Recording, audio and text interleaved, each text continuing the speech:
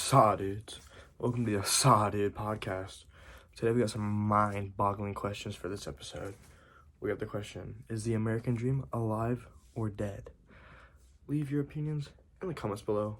We love to read them. We have two interviews today. We got our first one from Mr. Newman, profound physics teacher, has some good ideas. And we have a second interview from Miss Fierro, another good character. Without further ado, let's let Mr. Newman take it away. I think the old American dream is dead. The new American dream is alive. By the old American dream, I mean the old dream that you coming to this country and being no one could become someone.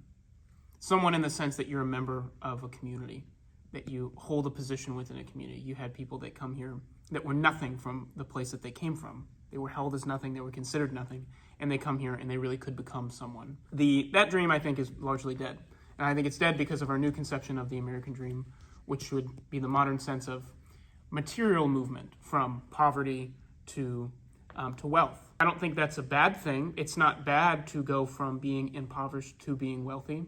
I think, however, if we don't conceive properly of what we mean by wealth or what that wealth is supposed to do or supposed to be for us, if it doesn't have a purpose to it that's outside of ourselves, then I think we can quickly lose sight of the people that we are. So that dream is certainly alive of being able to go, I think, from impoverished to wealthy. I saw that within my own family. My mother and father both came from impoverished families. My mother grew up on a farm. My father grew up in a suburb of Chicago, Aurora, Illinois, with a single mother and four other brothers and sisters. They both came from very little. And I was raised within a household with my mother and father where we had a good bit more than my father and my mother had when they were younger, because of their, what Benjamin Franklin would call industry and frugality. Right? They had very hard work that they learned from their parents, and they were able to spend their money wisely and carefully throughout many years, and that brought them to a position in which they could raise me and my sister in a much higher standard of living than they enjoyed when they were younger. Sad. New me disseminated some pretty deep knowledge unto us, in my personal opinion, and some great insight as to the American dream. And I would like to agree with them, ignore the cat, that the American dream isn't dead, but it's more so changed, in a sense. That the American dream used to be going from a stinky place to a stinkier place to become somebody not so stinky, because it's kind of like two negatives cancel each other out, you know, so two wrongs do make a right. But that kind of perception molded as generations kind of like, you know, stayed here for generations, and comes a point when you can't really go somewhere new anymore in this country without finding somebody else there, unless you want to live in the woods like a psychopath. You know, there's still entrepreneurship and still do stuff, but you can't come here with actually nothing. You have to have money, you have to do something. You can get a loan, but it's a good way to get your legs broken by some guy with a baseball bat when you can't pay it back.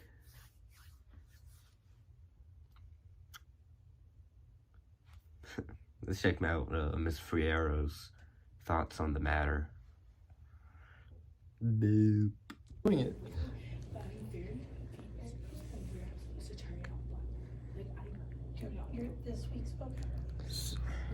From Business Insider, by 1931, it was clear that many of the wealthiest people have escaped the Great Depression unscathed, and even some, like Joseph P. Kennedy, emerged even richer. This relates to what Mr. Newman said by the old American dream is dead, where you can come to America from nothing and become something great, and even like you can be in the best of like in your department. But this dream is skewed because everyone is, it's all about money now. And the rich are always going to be rich and powerful. And nowadays, people just can't, like, do what we used to do. And everything is corrupt. One, go. Maritza Fierro, coordinator of student formation. Is the American dream dead or alive? It's definitely alive. It's as alive as you want it to be. And I guess if you choose for it to be dead, it can be dead. But I definitely think it's alive. Man, do you think the with hard work, you can achieve a higher standard of living? Absolutely, with hard work. I've always said hard work ethic goes a long way. Someone can be very smart, very intelligent, and not have good work ethic and not achieve much. You could be a very hard worker and work towards what your goals and your dreams may be and achieve it. So absolutely. Do you think the hard work you put in is fair for what you get out of it? Absolutely, definitely. Hard work, the hard work you put in, you'll see the fruits of that. So yes. Thank you for your time. You're welcome. In Miss Fierro's video, I think that she made a lot of very good points towards the topic of the American dream. You know, one point being that the American dream is what you make of it. I think that people were like, they live life differently. Everyone does. And that it all depends on like how you were raised, where you were born. And that it's just different for everyone. And the American dream is like, at the end of the day, it's a personal opinion whether you think it's dead or alive or not. And another point she made was that people with better work ethic will achieve more. I think that if you, someone who is born smart doesn't put the same work ethic as someone who wasn't born smart, you know, obviously they won't achieve the same things as the person who's like working harder, putting in more hours. You know, that's like another point that she made too, was that your success is a reflection of the work that you put in. And I think, you know, it's something that like Gatsby did too. You know, he worked hard to get the money that he had and the house that he had, even if he was scamming people. I disagree with what Miss Fierro said. I think that the American dream, or the original one, is dead. According to Business Insider, our impoverished understanding of the original meanings of the American dream should come as no surprise that the readings of its most emblematic novel, The Great Gatsby, are often similarly inadequate. The Great Gatsby also talks about the American dream being about money and power, which it was not always about. So that's why I think it's dead. Dudes.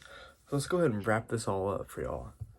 We had 2 great interviews. And, you know, Mr. Newman, I think he had a great idea with the old idea being dead and the new one being alive and well. Because I do believe with hard work and dedication that you can succeed and grow your wealth to live a better life than the generation before you, which I think's an awesome idea. And then Miss Fierro saying with hard work, you see that hard work pay off. That's a good idea to an extent, but I also think that sometimes the hard work you put in is not always acknowledged, and you're not always credited with the work you put in and with what you get out. But overall, it's a good idea. But yeah, so that's it for the Assad Dude podcast. I'll see y'all dudes later.